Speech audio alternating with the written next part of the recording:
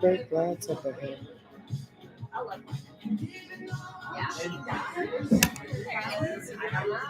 With you and I'm fighting every step that I can do. Still you say you trust me. Like air hockey. These tattoo ideas that we're talking about today, I would get all three of those. Those are my expertise. Where'd you get? Did you draw these? No, it's Canva. Oh, what was I saying? Yeah. I definitely get that. Yeah.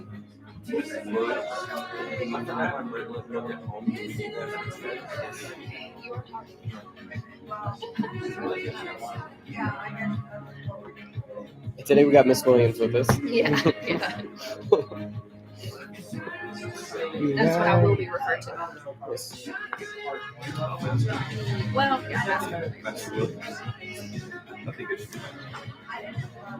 yeah, but like today we're going to talk about Turgenev and Dostoevsky. That'd be cool.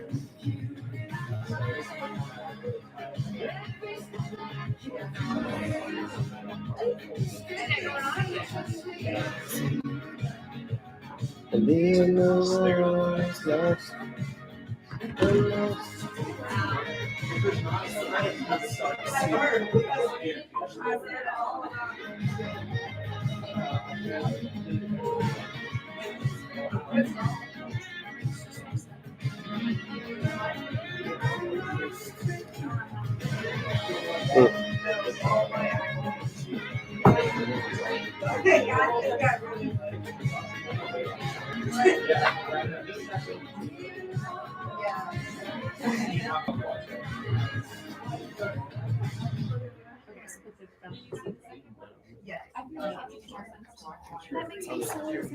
So we went on a boat yesterday in South Olson. I did something that a 35-year-old person shouldn't do, but I went to the driving. Nice.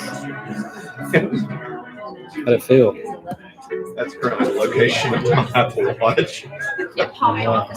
He didn't think to take it off before he dove in, and he comes back up and he goes, "Oh no!" We were like, it was right in the South Olson, so it's like 200 plus feet there. Wow. I'm impressed that it's still. Well, it's the last known contact. Oh. I was going to say, that's very impressive. Yeah. It's still kicking. It's still kicking over there. So it will forever be. That will forever be his last known.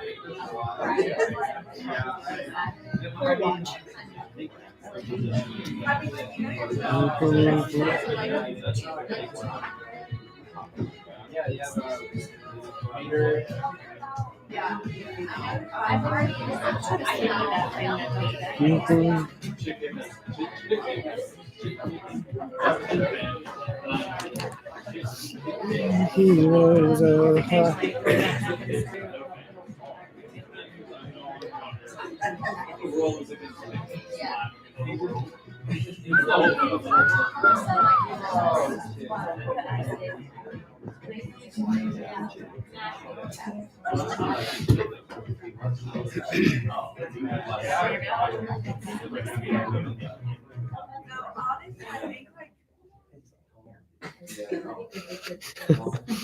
So sorry. I was trying to make that transition better, but should have had a fader or something to fade the music out for a second. My bad. Y'all finish your thoughts. Yeah, do the worship countdown. That's right. Yeah. Yeah. Live stream countdown. Yeah, that's right. We'll put the show on in 2 minutes. Yeah, come back after you guys watch. You have to watch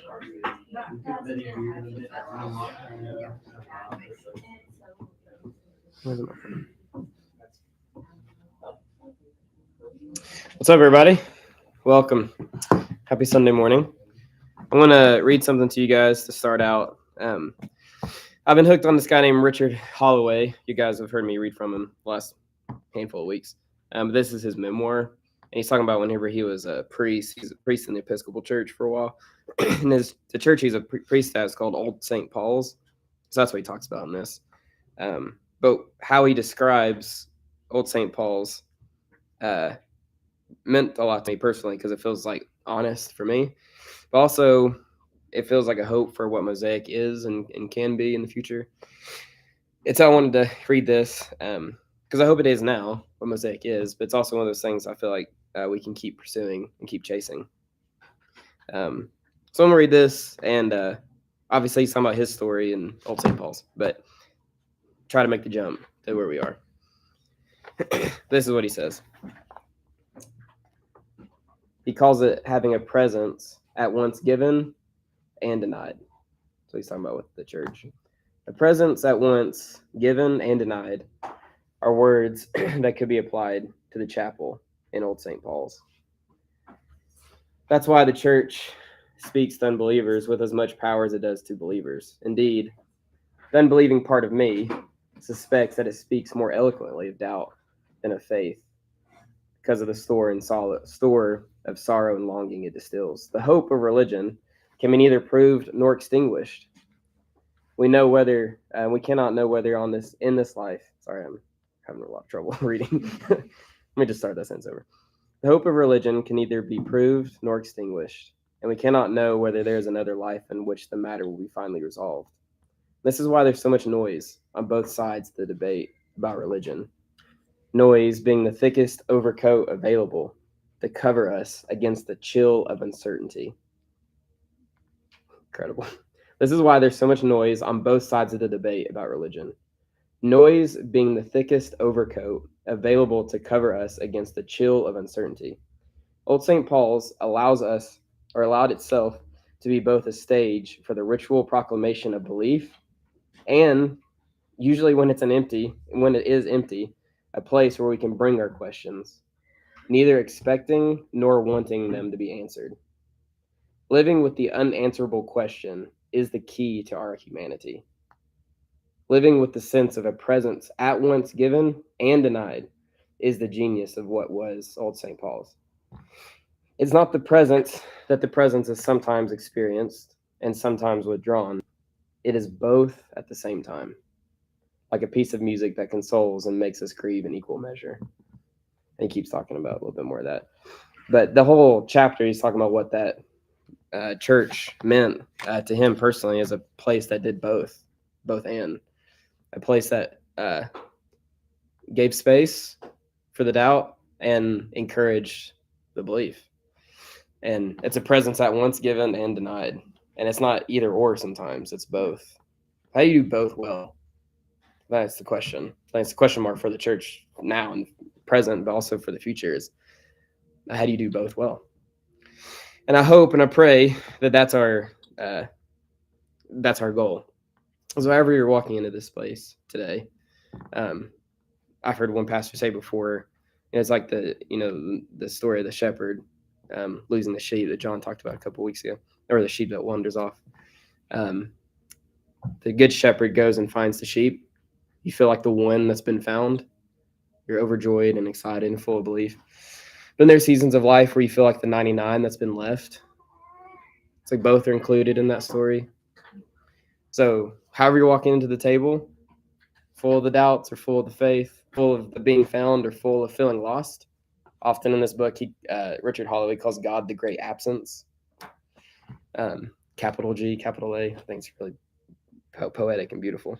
And so however you're feeling yourself in that place, great presence or great absence, I think you're welcome at the table. I think that's the welcome of Jesus, actually. I think that's the power and the potency of a church now, is to create that kind of table. And you can talk about everything else after that, but I think that's the starting place of what it means to be a part of the church in this area or in our time and place. So there's that for you. Hope you feel welcomed here, and that's our goal going forward. We'll play a song for us, and then we will name the good.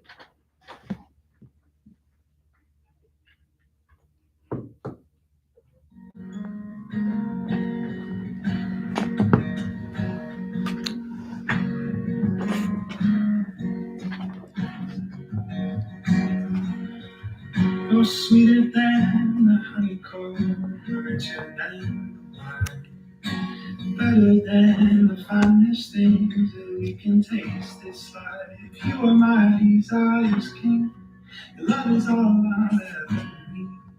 You are my delicacy, come on to the dinner table. Come on to the dinner table. Oh, you're healing my heart and I'm drinking in you like jumping in the water in the summer of June. Soothing my soul and I'm leaping on you like eating mom's cooking in the afternoon. Now is the time to feast. Now is the time to feast. Taste and see. Taste and see. The Lord is good, good, good to me. Yeah, yeah, yeah. Oh, he's good, good. Yeah. Sweeter than a honeycomb, richer than wine. Survey all the earthly goods, and I'll fill you every time. You are my desire's king. Love is all I'll ever need. You are my delicacy. Come on to the dinner table. Come on to the dinner table. Oh, you're healing my heart and I'm drinking it. I'm jumping in the water in the summer of June. Soothing my soul and I'm dipping on you like eating mama's cooking in the afternoon. Now is the time to feast. Now is the time to feast. Taste to see. Taste to see. The Lord is good, good, good to me. Na, na, na, na.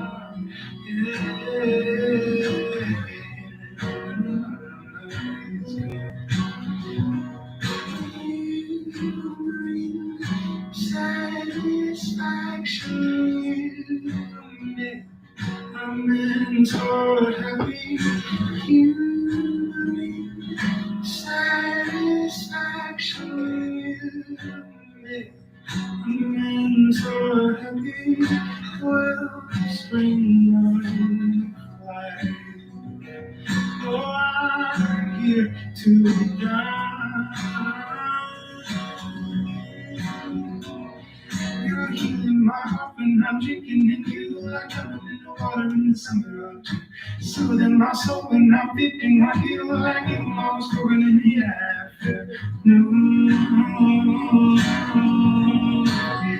Oh, you're healing my heart and I'm drinking in you like jumping in the water in the summer of June. Soothing my soul and I'm dipping on you like it was going in the afternoon.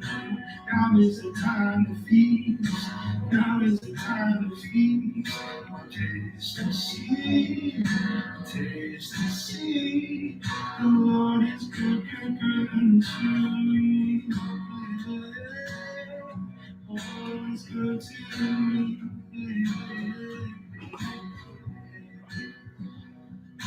Taste and see. Oh, na, na, na, na, na. Taste and see. Oh, na, na, na, na. Let's pray real quick and then we'll keep going.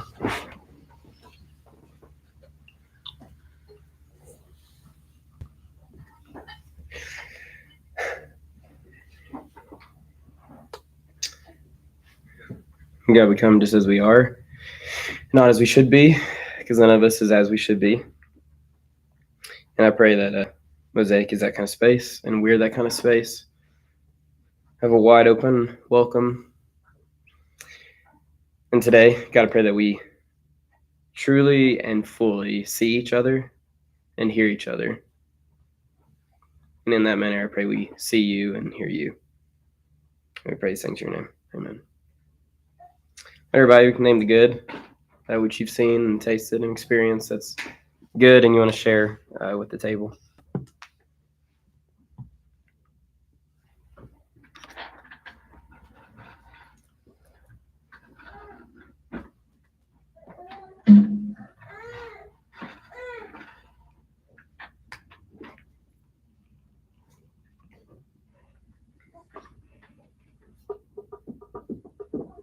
This week, one of my old professors from TSU called, and they offered me a job as an adjunct technical instructor at TSU. So it's only on Mondays, and I think I'm going to take it, but I'm really excited about that. Yeah, I just wasn't expecting it. It still allows me to be home with the boys, but yeah, I'll be at TSU for one day. So exciting. I'll be down Mondays too. Monday's the day to be there. Yeah, and I also like never really thought I would go back to work after having the boys. But I always said if I did go back to work, I would love to teach. And so it's just a really great opportunity. I'm really excited about it. So That's great.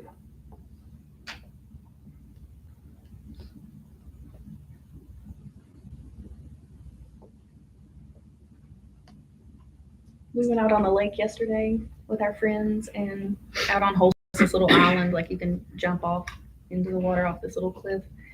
And bad news, Jeremy lost his watch when we did it. But good news is Ellie was really brave and she did it. Like she hesitated and then she just went and it was amazing. Like it was really good to see her be brave.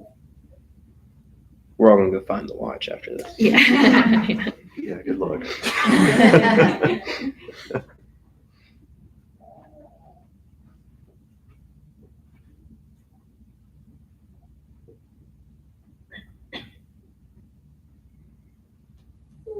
Found out Rosie is gonna have a little sister, Oh my goodness.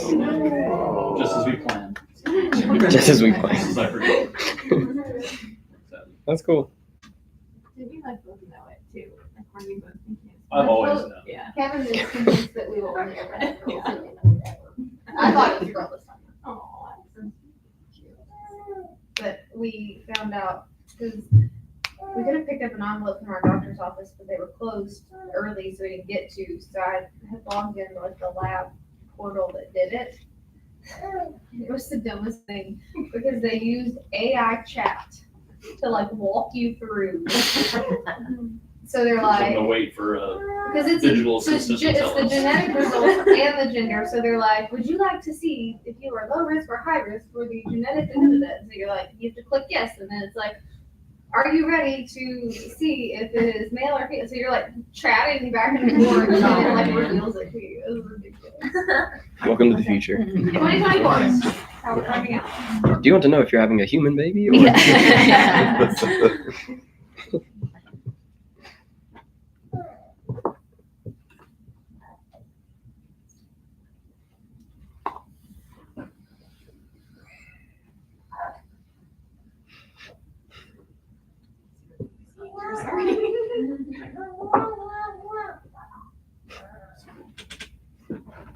What else? There's lots of babies in here now. It's not a bad thing. Not a bad thing. You're gonna need a baby. Yeah, sure. We can live stream this in, so you don't miss it. Make sure. The baby dedication and Get sprinkled. sprinkle. Yeah. We'll just do it all. Really confuse people.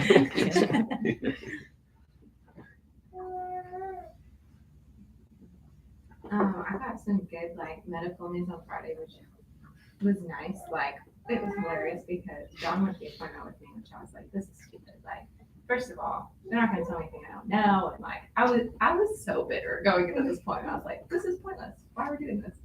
And so we get in there and he's like, it's completely maybe they'll have something to say. I'm like, they're not gonna have anything to say. So first of all, like they told me that news I had gotten a couple weeks ago that was pretty terrible wasn't even true or accurate.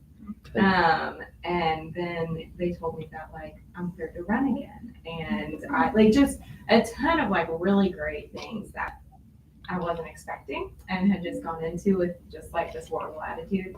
But it was just like the first good news I've gotten in a long time, and it just kind of felt like wow, like I don't know, the past 2 years my health has been falling apart, and just to have it kind of be restored in a way was it just kind of makes me feel like a real person again. So it was nice. And John, he didn't say I told you so, but he should have because he had a great attitude going into it. So It's good. it was great.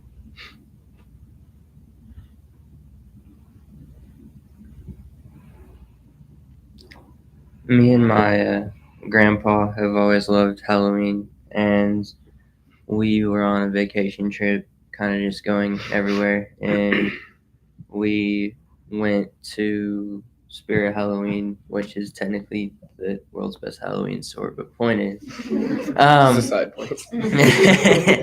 we went to that was part of our vacation, go to the flagship in New Jersey, because believe it or not, for Halloween fans, stores open in August. So, but basically, I convinced my dad to let me buy an animatronic because my my grandpa was looking at the animatronics for this year, and he showed me one, and he was like, "This would be so awesome if we were able to have this. It looks so cool." So basically, I went in there, looked for it, couldn't find it, and I was like, "Frick! I really wanted to get it for him." So I asked this guy who I think is a worker, but he's just like a security guard because it's really busy there when it first opens. And he was like, "I can try to help you." And I told him the animatronic that I was looking for. He was like, "I'll go check the back." Comes back with it, and I'm like, "Oh my gosh, you're a lifesaver." Basically, I post YouTube videos for that kind of stuff, so I put out the video on that store, and I sent it to my grandpa and said, "There's a surprise for you in this video." And he texted me back. He was like, "Did you get it?" And I was like, I said, "Maybe." And then he came over yesterday and we set it up. Yeah, it does have a few issues, but we're gonna get it fixed. But That's great. Very cool. So in the back is May, Drew, Giants. Because they come to me and they're like, "We're gonna get this," and I was like, "Where?" Walking home from New Jersey. So We had a 10-hour drive back home with shoulder to shoulder. I was like, this is gonna be interesting if we make it. yeah, this was me sitting with it. So nice. There's a will, there's a way. It's amazing. Can we set it up out front here? I mean, we can, but Everybody else has church signs. That's what Mosaic has. Do your trunk or treat. We'll do trunk or Wait, treat. more further confuse people. In the spirit of just confusing everybody. Staying punk rock. Put it out on baby dedication day. That's right. Bring us your children.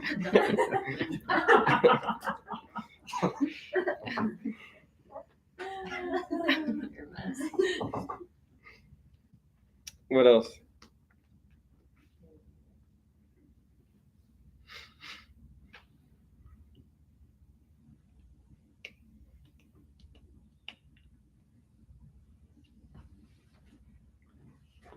I'll brag on Trey a little bit more. We started back to Scienceville, school at Scienceville a couple weeks ago. Brand new school district, brand new school. So we all kind of took a deep breath that night before, knowing that it's going to be a lot. Scienceville's got like 2,500 kids, and it's easy to feel lost and everything.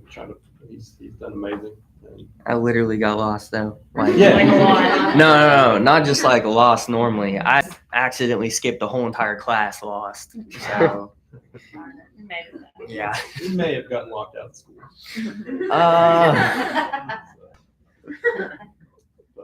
But he's done great. There's over 500 rooms, so Whoa. yeah. It's easy to mistake one. Can't find one of them. I have a terrible sense of direction, and I've toured the school twice, and I'm like, I feel like walking down the same hallway.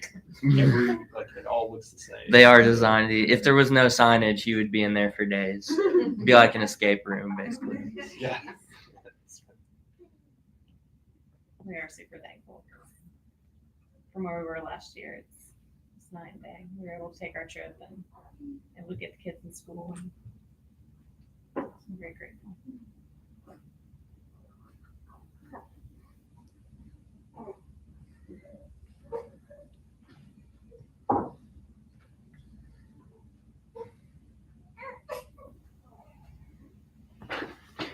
Anything else?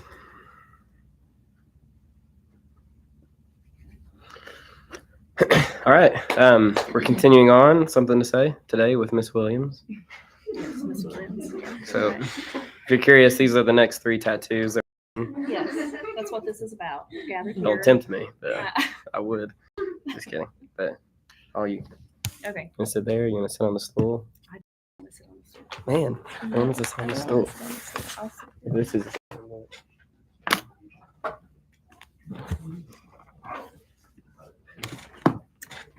Okay. Sorry, I know it's weird, but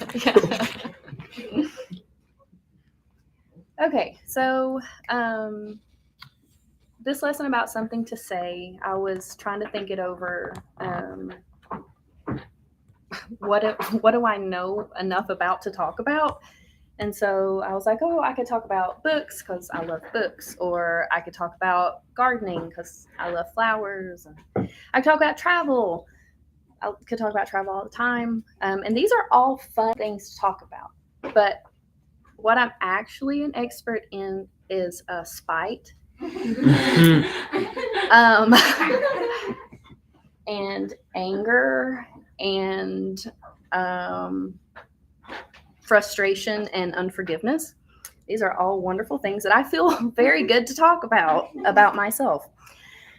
So that's what we're going to talk about today. Something to say about unforgiveness.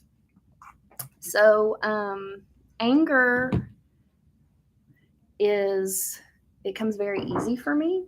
But as I have learned, anger is really a secondary emotion for what I'm actually feeling. I feel betrayed, or I feel misunderstood, or I feel victimized or unworthy, whatever. But anger is the easiest emotion for me to reach and to grab a hold of. Again, I'm not saying these are good things and I'm proud of myself. I'm just saying this is me, and I feel anger very easily. And textbook definition here, anger is a complex human emotion characterized by feelings of hostility, frustration, or irritation. It's often a response to perceived threats or injuries or injustice or whatever. Anger is normal. I keep telling myself anger is normal, but sometimes it can be problematic if it's not helpful. I know this is very pixelated, but this is the best I could do as a side by side. I joke with Jeremy, and I know a lot of this has to do with growing up and everything, but I feel like Gollum and Smeagol a lot. Like, I want to be very nice and helpful and friendly, but there's always that little voice in the back of my head that's like, finish them, like completely where they stand. And I feel like I'm constantly at war with this, and especially with him. Like, he's the nicest human to ever live, and I'm just like, kill him. Like, not really, but like, I think these awful thoughts of like, I get so over the top frustrated at just little things. And so I was like, I need to deal with this. And so the best way to deal with it is to push it down and to push it down and to push it down and to push it down, push it down, push it down. And I kind of got to the point where I didn't feel anything anymore. I had fought with my Gollum so much that I didn't feel anything anymore. And that is a very lonely place to be. And the only emotion, even then, that I could easily grab a hold of was anger. That one was, I could grab that one out of my emotional purse. But that's not a very good place to be. So I had to do a little bit of work in this. And remind myself that he sees me in that. And that's, I want to talk about this a little bit of my legwork in this. And again, I'm not an expert. I'm not a therapist. Like, I'm just trying to be as real as I can of this helped me, and I have something to say about it. So I did a little bit of deeper reading into the Lord's Prayer over the summer and before school let out. And it's one of those things that, like, you can say it in your sleep. You've heard it 1,000 times, but I was trying to I was like, there's got to be something more to this, right? It can't just be like, oh, I have it memorized and I'm gonna say it before a basketball game. Like it doesn't work that way. So I really wanted to look closer at it. And the Bible Project over the summer did this really, I found, helpful thing. They took the Lord's Prayer and they put it into just common everyday English. So this was their version of it. Our Father in the skies, may your name be recognized as holy. May your kingdom come, your will be done, as it is in the skies, so on the land. Our provision of bread give us today, and forgive our debts as we forgive. Don't lead us to be tested, deliver us from the evil one. So I was kind of working through this, and I was just like, blah, blah, same old, okay.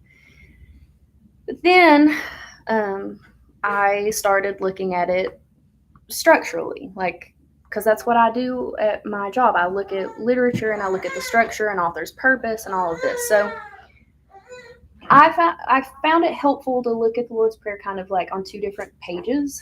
On the left page, it's all about like praising God, like you're so holy and you're so wonderful, and you have authority over everything. And then on the right side of the page, it's all about me. Give me what I need, forgive me, help me to forgive, don't lead me to be tested, whatever. But the bridge in between the two parts of the prayer is the as it is in the skies, so on the land. So like it is where you are, let it be that way here too. So basic human needs are addressed in this prayer, right? Like it's what I need, get me through the day, let me treat each other's well. But the one that I'm struggling with the most is going to be forgiveness. And it's this choosing to forgive, right? Like the prayer, if you think about it, it's addressing fears about the future. It's addressing concerns about the past, or my shame or my guilt that I'm carrying around, or for me, grudges or selfishness.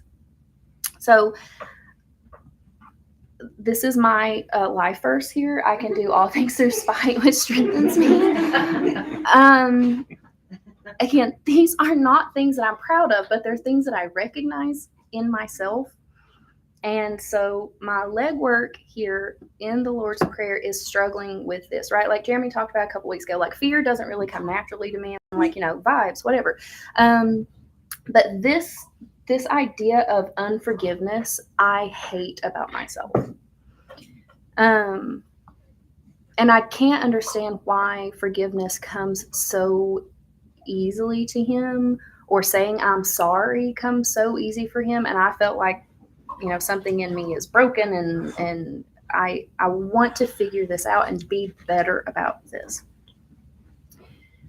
So I feel like the Lord's Prayer kind of addresses this a little bit, and there are plenty of other places in Scripture that talk about how important it is to forgive other people, and that terrifying verse of like, God won't forgive you if you don't forgive other people, kind of stuff, like messes with you a lot, or at least me.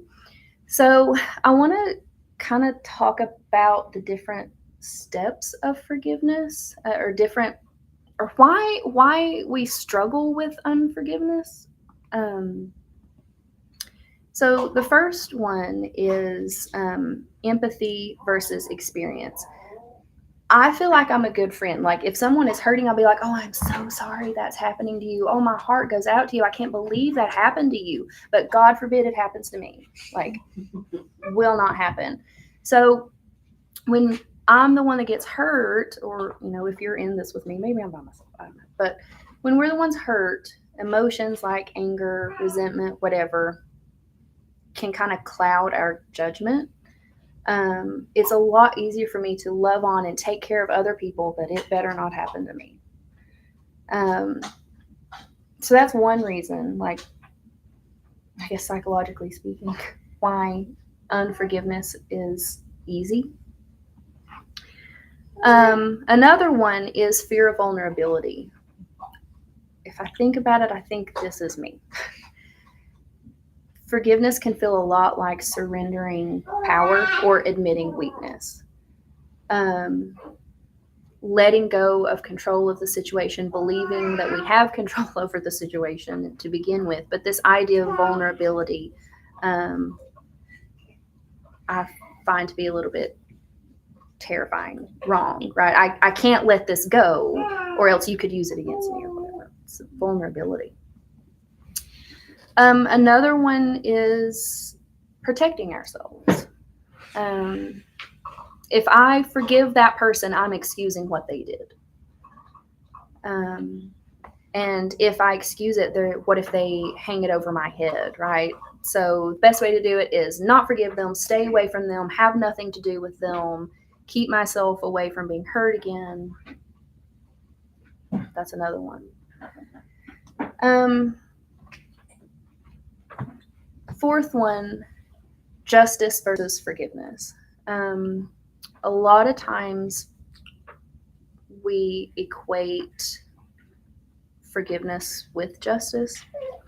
And if I forgive them, I'm betraying my core values. I'm betraying what I believe in. And my mom one time said that I had an overdeveloped sense of justice. So this idea of like, no, this is wrong.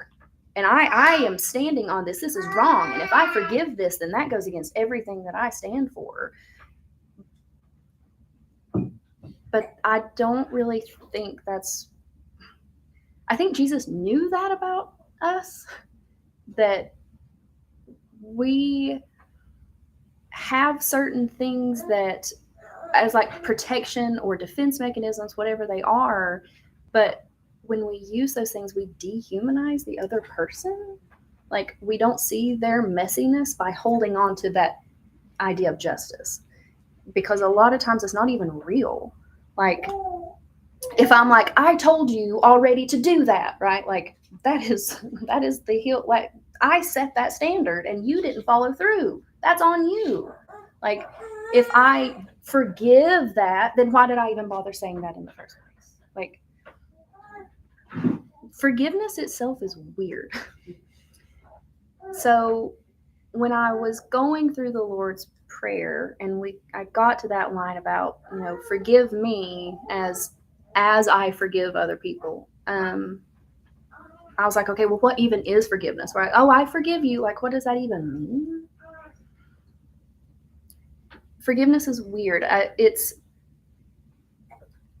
know a lot of times we use it as a verb, but I feel like it's more so like the posture of my heart. It's not even just emotion either. It's the choice of seeing the humanness, the messiness of you, and recognizing it in myself as well. I'm not reducing you to the wrong that I feel you did, whether it's perceived or reality. I want to choose to not reduce or make other, because I do that a lot too. Like I other someone of like, how dare they, like whatever. It's the seeing the humanness in that person.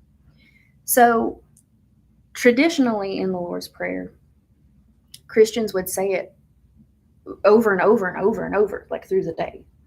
And I think by repeating this request of, I see you and you're good and you're holy, meet me where I'm at with that and let me choose that idea every time I'm wronged, every time I need something.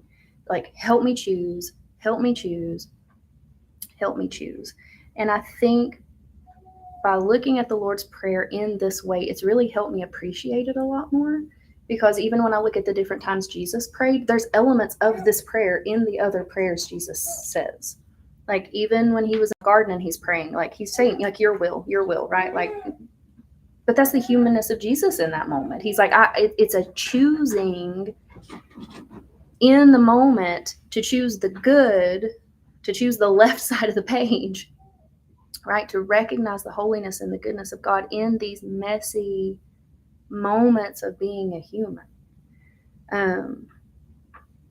But here's like the complicated part, I think, is like I have no problem breathing in the goodness of God. I have no problem being like, forgive me, like no problem there. But man, why can I not give it back? Like I breathe it in and I breathe it in and I breathe it in and then I want to hold my breath. I hate that about myself. I don't want to be that way. And maybe I struggle with frustration or, again, a weird sense of justice. But maybe you struggle with like wants, like I want more. I'm not happy with what I have. Like you breathe it in, give me, but I'm not generous. Or like I don't any aspect of the messiness of humanity that you take and you breathe in and you breathe in and you breathe in, but you don't let it out. I think Jesus recognized that in us, and that's why he set the prayer up like that. It's like you have to choose. Like you have to be like, I feel this. Let me choose to breathe it back out.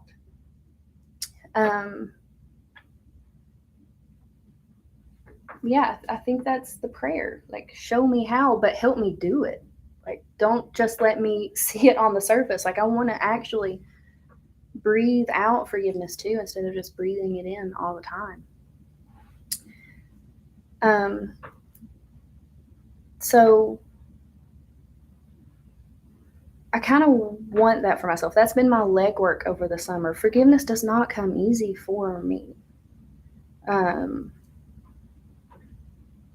But I wasn't happy with who I was with that anger that I felt that I needed to hold on to. I want to be the type of person that not only breathes in and recognizes the goodness of God, but I want to breathe it out on other people too. So my friends here again, it doesn't mean that the golem is no longer there. Okay, like I recognize it about myself, and maybe we need people like that. Like we need the people to stand up and be like, "This is wrong." Like the world needs those people. So Gollum, he's always there, right? And I think the right side of the page, if I'm looking at the Lord's Prayer, is a reminder of that. Like you are human, you are not perfect, right? We're not what we're supposed to be yet. We're working towards this. So it's not that I've shoved him down and put him away and put him in a box and I'm never going to hear from him again. Like I am healed, right? It's not that. It's for me, Gollum's always at the table. But I want to be better about when it's his turn to talk.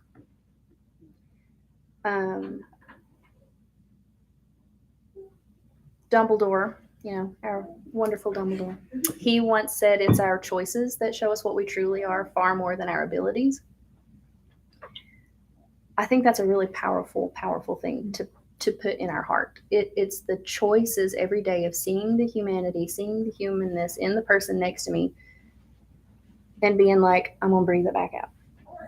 It's not excusing everything. Like I'm not excusing, terrible things, but I'm saying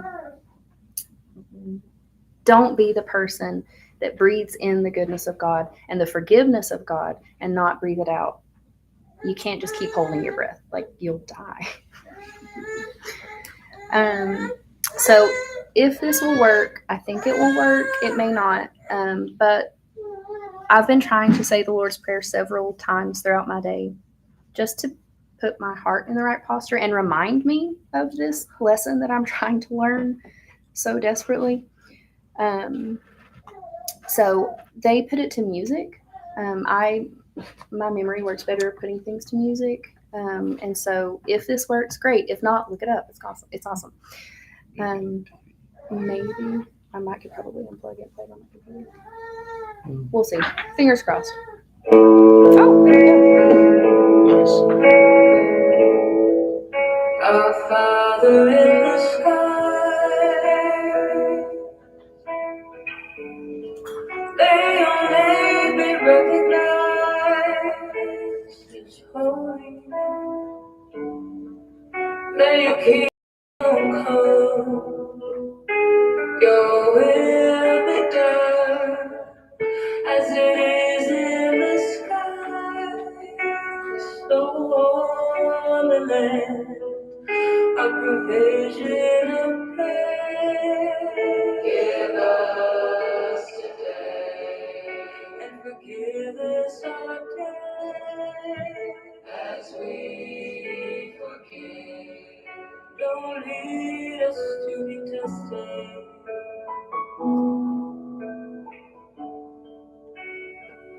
Deliverance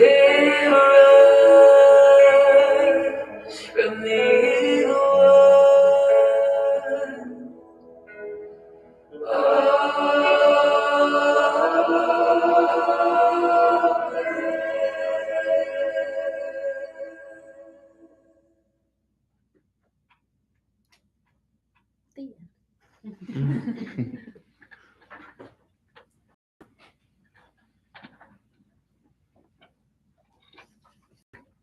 one.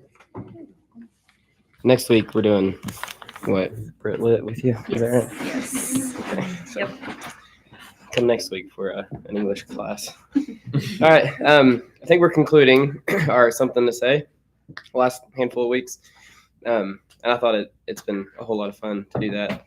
This is what we're going to do for the next, at least next week, next couple of weeks or so. We do this every year. We probably do it every 6 months, to be honest. But something we're trying to do more often is recognize one of the heartaches, or the things that within modern church culture is that we seldom put everything back on the table and ask who are we, who are we supposed to be, and who's God calling us to be in the next season of life. And so that's something Mosaic is trying to do more, is trying to never hold too tightly to things and always be okay to step into new seasons. And so this is entering in our 4th year. Is that crazy? This is mind-blowing. So we're 4 years old, and 4-year-olds are very different than 1-year-olds and 15-year-olds. So what's a 4-year-old need? That's the question. We don't know. Anyways, all I'm trying to say is we're just going to do that for the next little bit. And so we're just going to ask those kinds of questions. Who are we? Kind of gather around some of our values and just be okay to ask those kinds of questions again. Again, that's the thing is the purpose of the church to just hold on to who we've always been, which isn't a bad thing? Or is it to keep evolving to the future and let go of who we've been, which is also sometimes not a bad thing? Or is there a way to contemplatively, thoughtfully do both? So these are the questions we should always be asking. So especially next week, we're have a time of that's what we're kind of talking about. And then we'll probably extend into the next handful of weeks after that. So the main reason I'm telling you guys about that too, one is because I'd love for everybody to be there, obviously, because if you're embedded in the community, like you're just as much as part of this as everybody else. And so I want your voice and presence at that table. Because we make this thing, we are Mosaic. Like we are Mosaic. So let's do it. Let's do that together. But two, I just want to get your mind, going. So however you work that out personally in your own self, you pray, you write, you think and ponder and read and whatever. Please do that. And we'll come back to the table next week, talk a little bit more specifically about some stuff and big ideas and who we are and all that jazz. And the next couple weeks after that, we'll work it out in real time. We'll build the ship as we're sailing, so we'll keep going. So that's the next little bit. Anything else when you say Thursday dinner? Still doing Thursday dinner is our place and or Johnson City. Anything else? Cool. We have a 60-day plan for Mosaic. Work backwards. 1 point per day. All right, everybody. Thanks. Cheers.